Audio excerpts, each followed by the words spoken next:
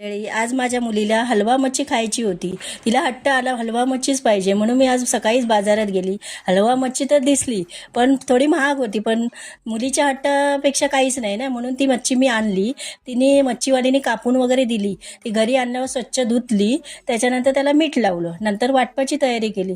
वाटपाच्या तयारीमध्ये धणे, मिरची भिजत घातली, कांदा, खोबरं आणि लसूण अशा पद्धतीने वाटप करून घेतले. नंतर फोडणीला मी तेलामध्ये कढीपत्ता, बारीक चिरलेला कांदा आणि टोमॅटो प्युरी टाकून शिजवून घेतली.